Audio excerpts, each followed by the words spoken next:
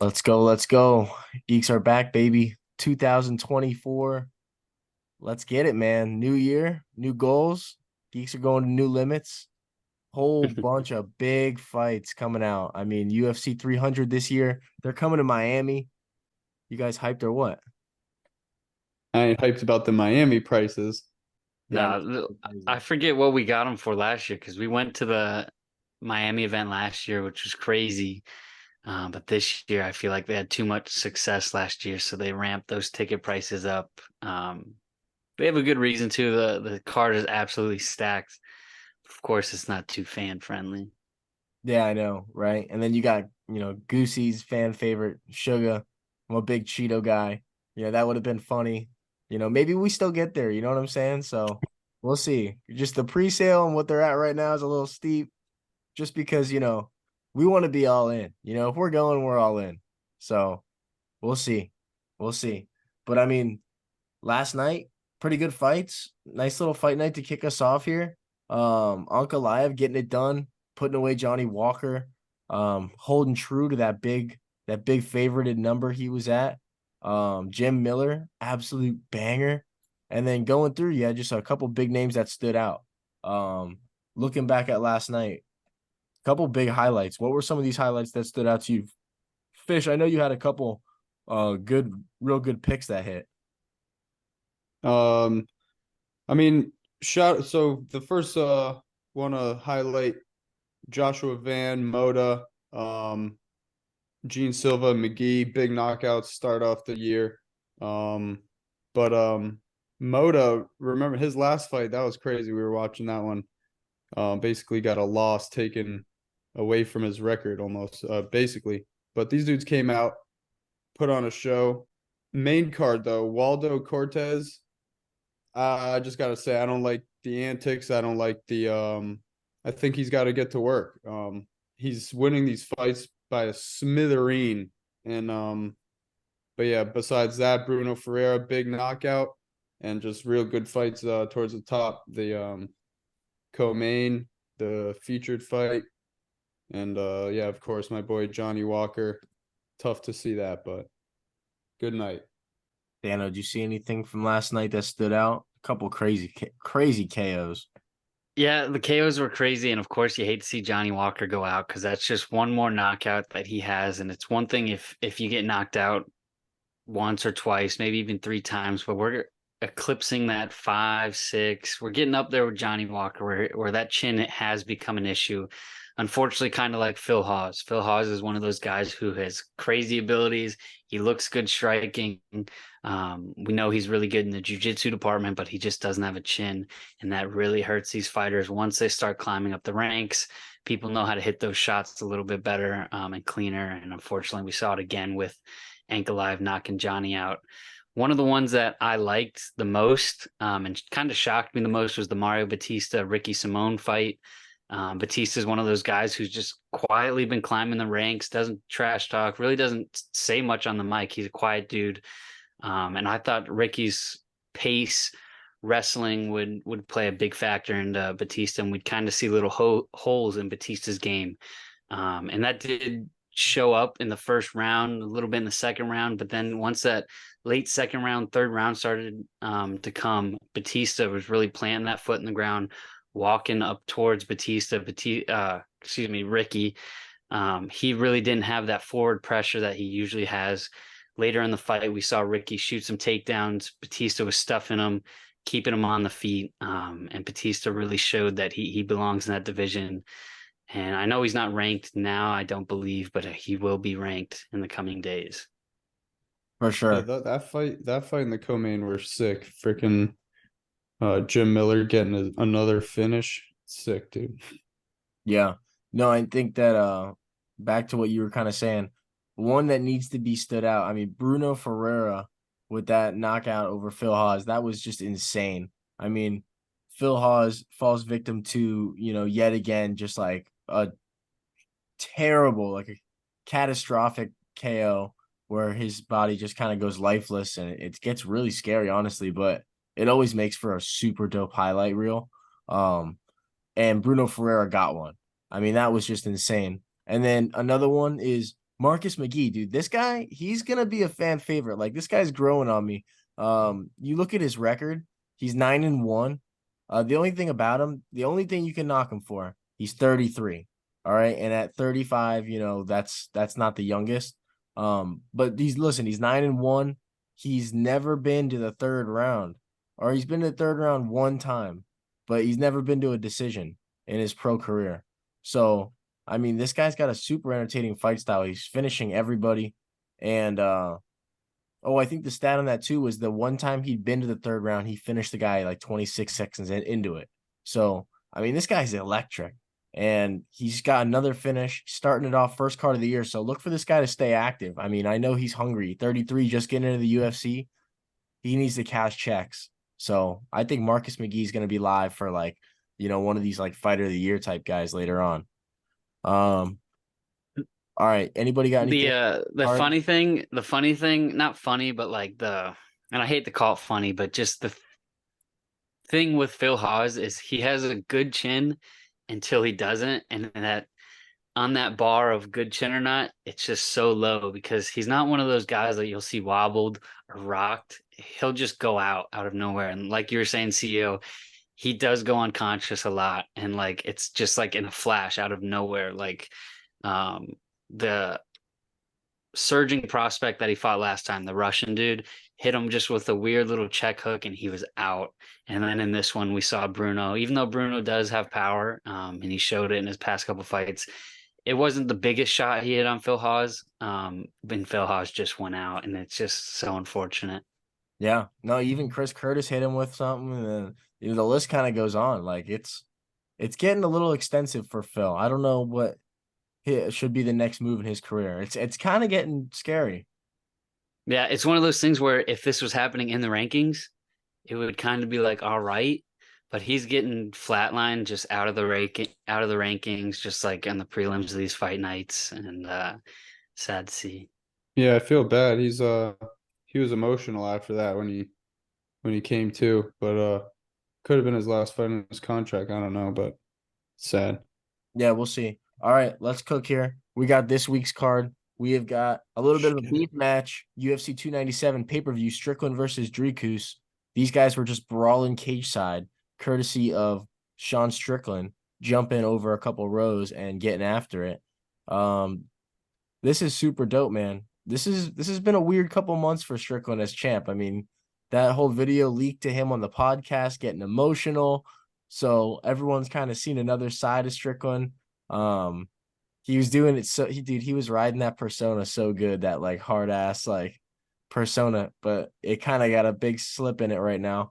I'm not sure what I think about the matchup. What are you thinking about the main? I guess if you want to just start with something else, but the main event, I just think it's gonna be a great fight. Like first 3 rounds, I'm thinking is like anybody's fight. The last 4 or 5, I'm leaning Strickland, but man, those first 3 just got me like tossed up here. I would initially I would think Dricus, but dude, we've seen like these pictures coming out of Extreme Couture of all these fighters lined up. You look back in the back, you'll see Sean Strickland, bro. He's got abs. He's got good pec definition to where we really haven't seen that much from him before. He's kind of just been like a not fluffy, but he's not really like defined, and now he's getting defined, dude. He's got that look in his eye. It's gonna be a bad night for one of these guys because, like you said, CEO, there's beef. And it's going to be one of those fights where if someone does get knocked out, there's going to be follow-up shots, even after the ref pulls them off. So I'm up in the air. I think the under is going to be a good one for this main event, but these two dudes are durable. But it's going to be nasty. Front kick. What do you got?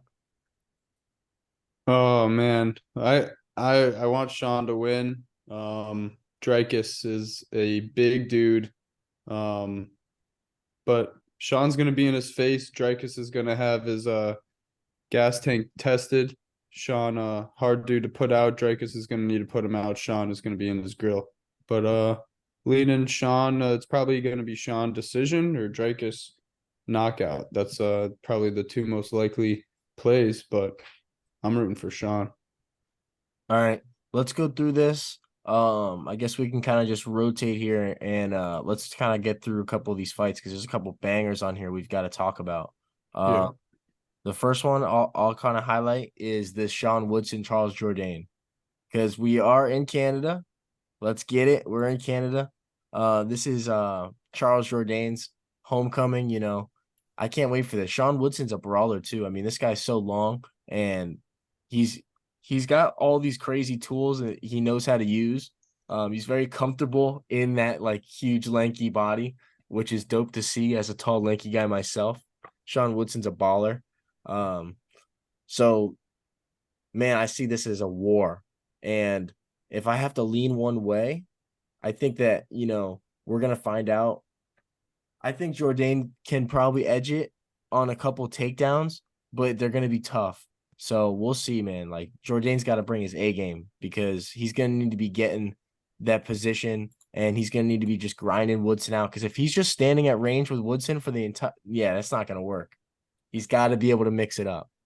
And if his takedowns are going for broke, he's smelt. So I'm kind of tossed up here. But I do like the over low key because these are some tough ass dudes right here. Yeah, I mean, I like Charles in that one. Hometown in Canada. But yeah, with the Woodson fight, that fight with Luis Saldana when he got rocked, and I don't know, I think Charles Jourdain's just a little bit more of a dog, probably got a little bit better of a chin. And yeah, Sean Woodson is so lanky, and I feel like those dudes, I don't know, you just feel like they got like their head could just bobble a little easier, their neck isn't Mike Tysoned up like that, I don't know. It There looks might a be little some funny. science behind that. There might be some. But, That dude is a lanky motherfucker, dude. Sean the sniper, bro. Sniper Woodson, dude. what do you got, Dano? What kind of fight are you looking at next? I'm looking up a couple weight classes. We just talked about the main event, Sean Strickland. I'm looking at one of his good training partners, good friends, Chris Curtis versus Mark Andre Barrialt. I think this is going to be a slugfest because we know Barrialt is a brute. Chris Curtis doesn't really do anything great, but he's really good everywhere. Mark Andre, he does like to go to the ground in some instances. Chris Curtis has amazing takedown defense. So if this is up on the feet, we haven't really seen Chris Curtis too much damage to the chin. He's actually got a pretty good chin. So if he can outstand the barrage that Barrialt's going to bring in that first couple minutes of the second round, I think that pace, that pressure will come in Curtis's favor. And I like Chris Curtis. He's a good dude. He's kind of been wronged in his past couple fights with the Gastelum, the headbutt. And then the Imavov weird fight. I think it was Imavov, right? He fought Imavov. Yeah. Yeah, so I think he's got, a little chip on his shoulder. Of course, Barrialt's going to be fighting in front of all his people in Canada, which last time we had a Canadian card, all those Canadians won, or at least the majority of them did. But I'm really looking forward to this one because Curtis has something to prove. Yeah. Yeah. What are you looking at, front kick? Jasmine Jasuda Vicious, our girl, going out there against hard hitter Priscilla Cachoeira. We got Brad Katona, the tough winner against Garrett Armfield. And but yeah, I like Arnold Allen too. I like Arnold Allen. That fight's going to be pretty interesting. That's a sneaky one. I think that's opening up the card. Yeah. Open up the main card, of course. Yeah, I think Arnold Allen, I don't know. I think a lot of people may face Max Holloway and change or whatever, but come out different. I think that dude's solid as hell. And Evloev doesn't have a loss on his record, but I think Allen's got more to offer on the hands. His grappling is solid. Good fight. Yeah, no, that's a freaking awesome fight. And yeah, one that we can't forget right here is Mike Malott versus Neil Magny. And let's just check the line on that real quick because I got you right here. I got it. Neil Magny plus 270, Mallet minus 340. okay, this makes sense because I think we can all agree that Neil Magny is the gatekeeper, and I think most of us can agree that Mike Malot's gonna be able to pass the test and get into the rankings. This guy is an animal. I mean, go watch Mike Malott tape. You can watch all of it in about 5 minutes because it's not long. This guy puts these dudes away and he does it. He's so versatile. He used to be the striking coach, or he might even still be at Team Alpha Male. Or no, now he's over at Niagara Top Team now. And that's where he's, getting all his work in over there with Coach Chris. But that he used to be the striking coach. I mean, this guy's a high level jujitsu practitioner. This guy is an absolute weapon and he's like in his prime. His brother's like a pro hockey player. He's got good genetics. This kid and his charisma is great. This is one of those kids where it's like you can kind of just see like he's gonna pan out. So for me, I think minus 340 is that's a safe wager. And if you want to take him inside the distance, I think that's also a pretty safe wager. Uh, Mm-hmm. like very safe wager. Um, so that's just my thoughts on that. And then looking down the card, I mean, we didn't really talk about this title fight for the females, but I think Myra Bueno Silva is kind of who I'm leaning here. She's just more dangerous, it feels like, right? Yeah, I Yeah. think Myra Bueno Silva, this is for the vacant title, right? Mm-hmm. I think Myra Bueno Silva, she was next in line. And then once this became vacant, I just feel like Raquel is just one of those girls where they needed a filler. Um, you could definitely call her deserving of it, but she is one of those older girls, been around for a while. And Buena Silva's kind of surging. She's got a lot of highlights in her past couple fights. She's looking really good. I just feel like this is Myra Buena Silva's fight to lose, I guess you could call it, just because from a betting instance, I just don't have much faith in Raquel Pennington.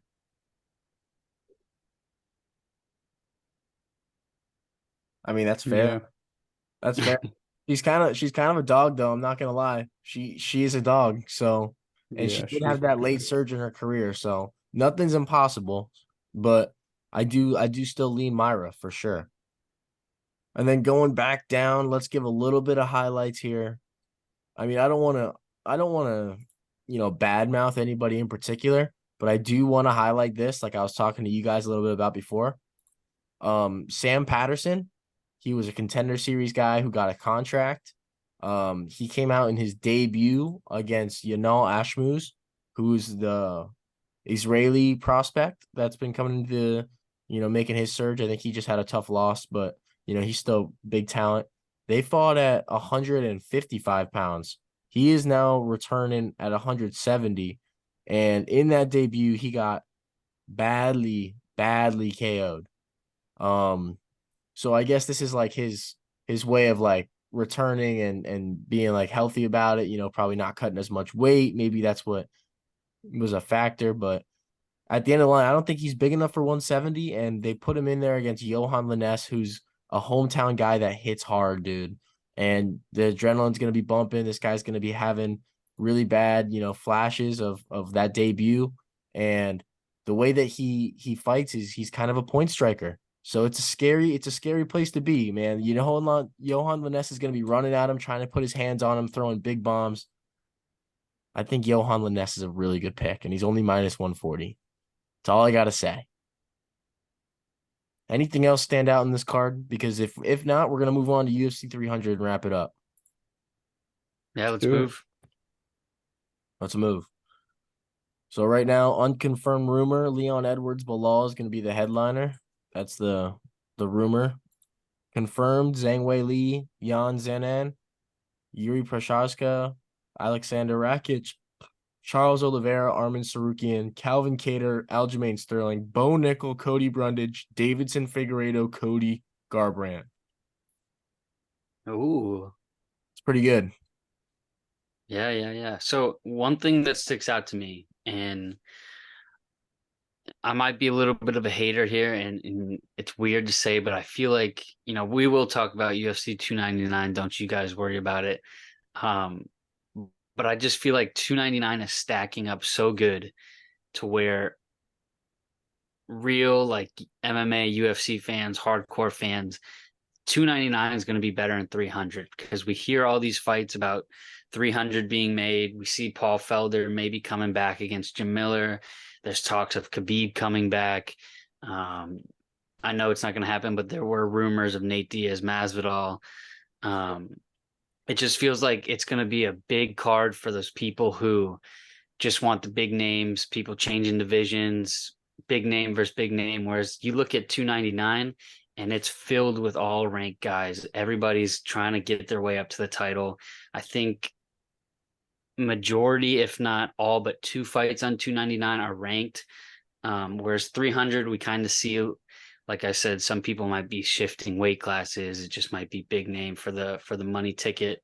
I think 299 personally is going to be a better card. I'm going to just be a hater on 300 until Dana proves me wrong. But of course, 300 is going to be banging. Dude, honestly, bro, I'm looking at 299, and if I compare it, I think 300's are already pretty much got to beat. Pretty much already got to beat. Like Kevin Holland, Michael Page, and then Peter Yan, Song Yadong. Those are two insane On fights. the prelims, they're Yeah, putting Peter Yan on the prelims. That's how you know it's stacked. right. But then Curtis Blades, Jailton Almeida, great fight. Gilbert Burns, JDM, great fight.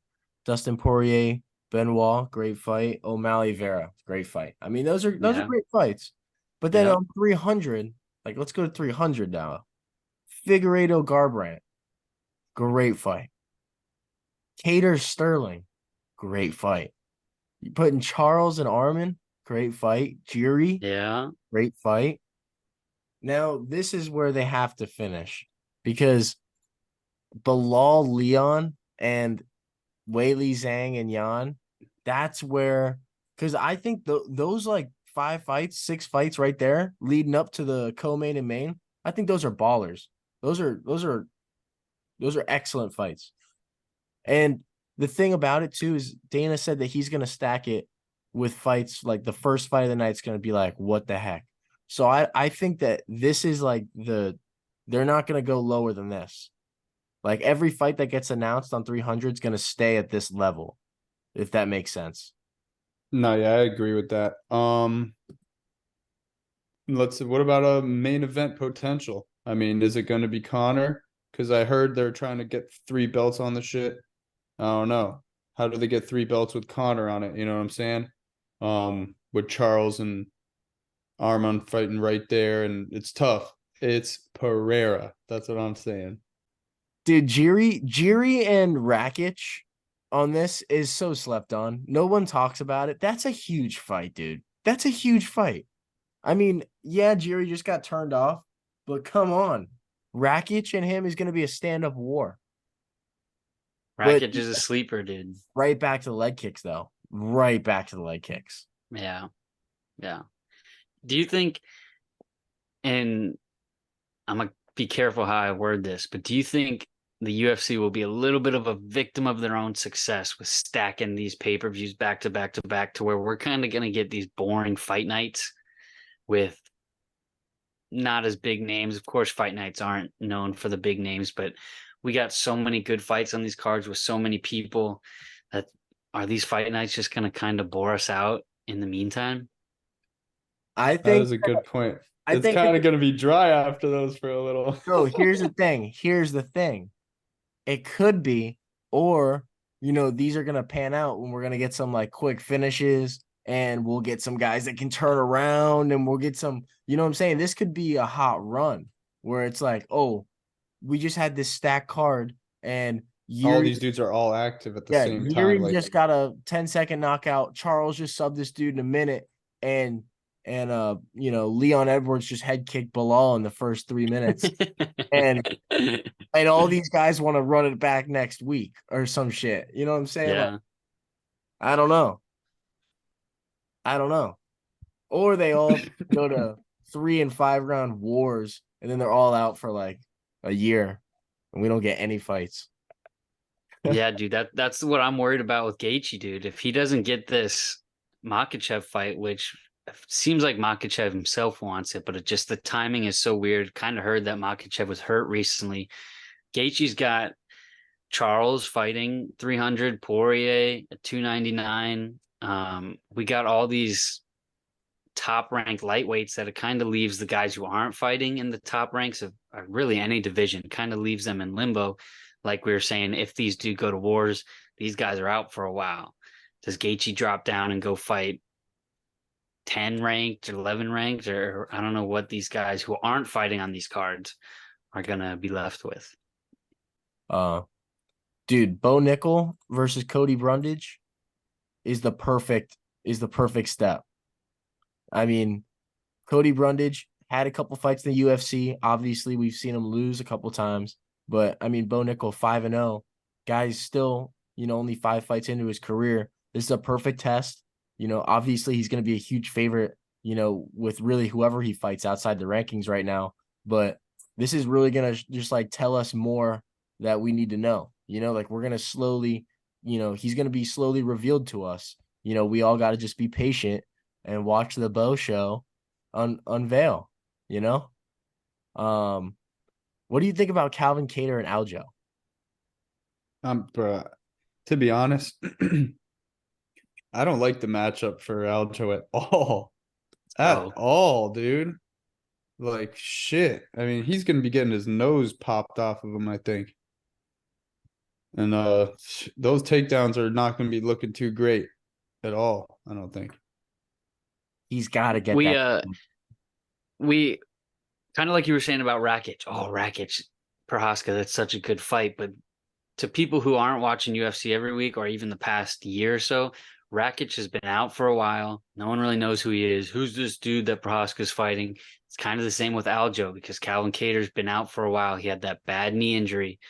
People are going to know Calvin's a dog. If Calvin comes in at dog money, plus 150, plus 160, anything like that, or even more, I think you got to hammer Calvin. He's got the knees, he's got elbows. That Boston Cartel gym is no joke, dude. And Aljo getting later in his career, we just saw him getting knocked out. I think I'm agreeing with you, Fish. I think that's a bad matchup for him. It's gonna be cool to see what Aljo. He's got a sick physique, so I mean, he's gonna be looking pretty fucking yoked. He's gonna be at least what 15 pounds heavier. Yeah. No, but here's the thing. I think that a guy like him, like, it's not going to benefit him that much. You know No, what I'm saying? Because he does right? the whole shrink and grow thing. Like his body's Yeah, kind of just like the perfect, like that's why he was, so big. Like his body could shrink perfectly to just get to that weight and then get back up. So I think 45, like if he tries to like add more weight, he already got like fat. Like that's like he would even say it, like, dude, like I was like way too heavy. So I'm going to talk a little bit just about the opposite of what you were talking with the Bo Nickel long-term plan. I think we're going to get a shot of caffeine with MVP versus Kevin Holland. I think MVP's coming in his upper 30s. He's a high-touted prospect. I think he's on this big card in Miami. He's going to knock out Kevin Holland, and he's going to get shot through the UFC social media.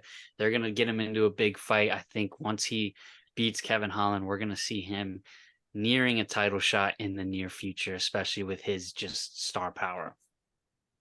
Max, here I got another one too. Ready? Let's be honest here. Cody Garbrandt versus Davison Figueiredo. What are they trying to do? Because I mean, Cody Garbrandt just fought who? He just fought Kelleher, right? yeah. Yeah, good Boom. knockout. Great job. Who'd you beat before that? I think it was Trevin Giles. He beat before that, and that was like a sketchy fight that he got through. Third round got real weird. He's no longer in the UFC. But here's Davison Figueiredo, Cody Garbrandt. Now, who does he have beef with? Sugar Sean O'Malley. Who they are just trying to get this guy to the right spot where it just makes enough sense where they can pull the trigger and it doesn't piss off enough people. I'm telling you right now, 2024, they are trying to get Cody Garbrandt a title shot. Yes, you heard that with your ears. They are trying to do this. It is the only thing that makes sense. Figueredo and Garbrandt, where does that that makes no sense. They're talking we're jumping like 40 ranking spots right now. If you're going like on the global rankings at 35, dude, this is I know what you're doing. I know what you're doing. That's all I gotta say. And if it ends up happening, I will be mad, but I won't be that mad. I think that if Sugar loses the title fight against Cheeto and Garbrandt beats Figgy, that also makes sense.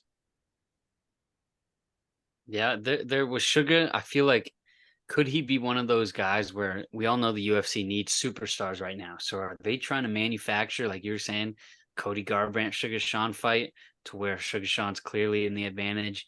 By then, maybe we get someone else climbing up the rankings that shouldn't really be there. He gets matched up with Sugar because we've seen Marab. Marab's there. He's kind of like Bilal. He's could definitely be deserving of a title shot, but just not going to get it. He doesn't have that power. But someone like Cody, who's got a lot of star power, a lot of people like Cody, I could see them doing what you're saying. No, they'll match up Marab with the Nurmagomedov. Yeah, kill one of those guys off, and then keep the train rolling. Yeah. What And about then the Sandman? What about the yeah, Sandman? no. They got someone Sandman coming too. for him too. I think they know that Sandman's next when he's healthy. So we'll see. But all right, that's a wrap. UFC 300, it's still growing. I guess we'll just keep checking in on this as it goes. But for UFC 297, you got a couple good picks out of the fellas. Stay tuned. We're going to be active this year. Starting this week, we're dropping this video quick, and then it's go time, man. So make sure you drop a like, comment, subscribe, and get after us, man. Check us out on IG. We're going to be active. Peace.